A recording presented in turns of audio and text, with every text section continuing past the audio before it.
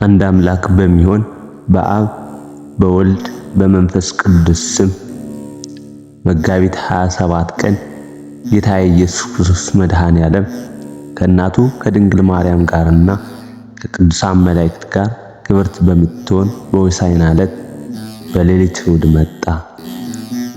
ስለ ሞቱ ገናናነት ካህናትን ሰበሰበ። በምድር ያለው አርያውም ተለወጠ፣ በሰማያት እንዳለ ሆነ።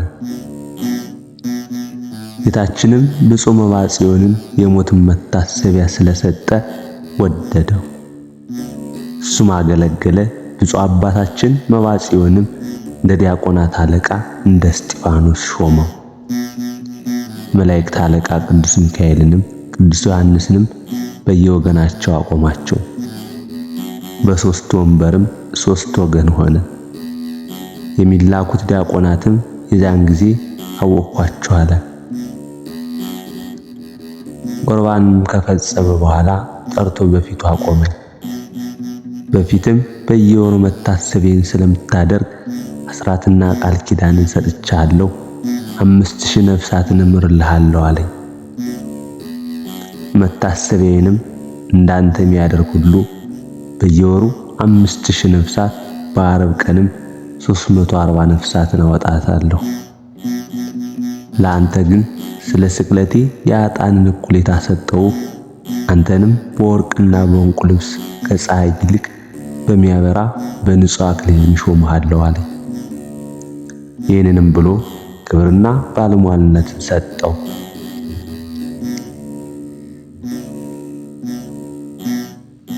እሱም ሰገደለት። ጌታዬ መድኃኔ ዓለም ሆይ በጎ ሥራህን ጨርስልኝ፣ በእኔ የተማጸነውንና የእኔን በደለኛ የባሪያን ስሜን የጠራውን ማርልኝ አለው። ልመናህን እፈጽምልሃለሁ። አንተ ስምህን የጠራ በአንተ የተማጸነ ነው። ልመናህን እፈጽምልሃለሁ። ስምህን የጠራና በአንተ የተማጸነውን ከሞትህ በኋላ መታሰቢያን ያደረገው አንተም ከምታደርገው ከሞቴ መታሰቢያ ቆራሽ የበላውንም ከሩቅም ሆኖ ወሬን ሰምቶ በልቡ ደስ ያለውን የወደደውን ከሞቴ መታሰቢያ መድረስ ባይቻለው እምርልሃለሁ አለው።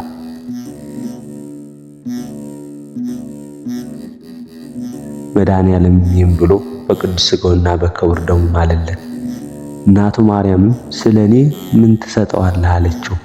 እናቴ ሆይ በበዓልሽ ቀን 5000 ነፍሳትን እምርለታለሁ አላት።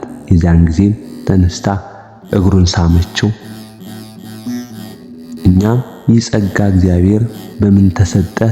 ስለ ደካም ነውን ወይስ ስለ ጸሎት ነው ብለን ጠየቅነው። እርሱም ስለ ተጋድሎ አይደለም፣ የመድኃኔ ዓለም የሞቱን መታሰቢያ ስለማድረግ እንደ ቸርነቱ ገናነት በየቀኑ 600 አስራትን ሰጠኝ እንጂ እኔስ ከጸሎቴ አይደለም።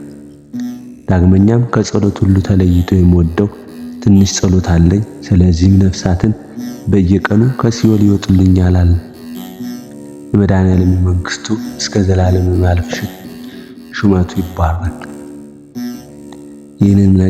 ይህንን መጽሐፍ ለጻፈ የብቻው የነገረው አይደለም፣ በአንድ ሆነው ለመነኑት ለ3 ሰዎች ነገረ እንጂ ከነሱ አንዱ ቄስ ነው፣ 2 ዲያቆናት ናቸው። ከጥንትም መድኃኔ ዓለም ዘወትር እንደሚጎበኘው ለምእመናኑ ይነግራቸዋል። ወንጌል በ2 እና በ3 ምስክር ነገር ሁሉ ይጸናል እንዳለ እነሆ መንፈስ ቅዱስ እንዳሳያቸው ምስክሮች ሆኑት። መድኃኔ ዓለም ወደ እርሱ ይወስደው ዘንድና ከዚህ ዓለም ድካም ያሳርፈው ዘንድ በወደደ ጊዜ አንድ መነኩሴ ወደ እርሱ መጣ። በሰማይም 3 ጨረቃዎችን አየሁ። ወደ እኔም ቀርበው ቅዱሳን ሆኑ።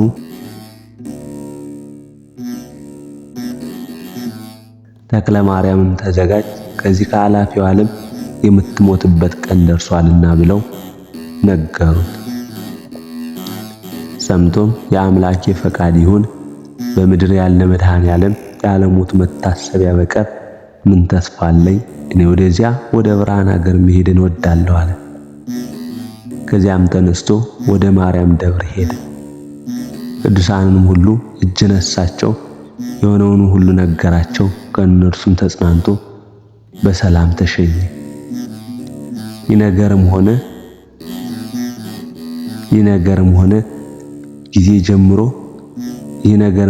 ጊዜ ጀምሮ በቅዱሳን የተመሰለ ጨረቃ በአንደኛው ወር በ22 ቀን ታመመ።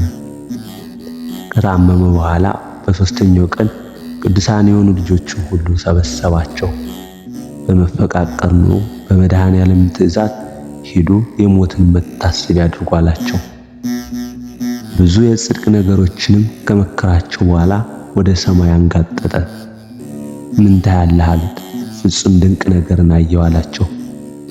ቅዱሳን በዚህ ይጨነቃሉና እንዲህም ባላቸው ጊዜ በነፍሱ ደስ ተሰኙ፣ በሥጋውም አለቀሱ። እሱንም ለመቀበል እንደወረዱ አወቁ። ሁለተኛም በድባብ ውስጥ ያለ ከፀሐይ ይልቅ ይበራል አለ። ይህንንም ሲናገር ፊቱ ሁለመናው በራ።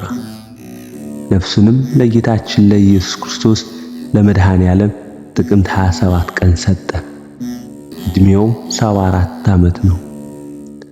በ47 ዓመቱ ዲያቆን ሆነ። በ9 ዓመቱ ምንኩስናን ተቀበለ።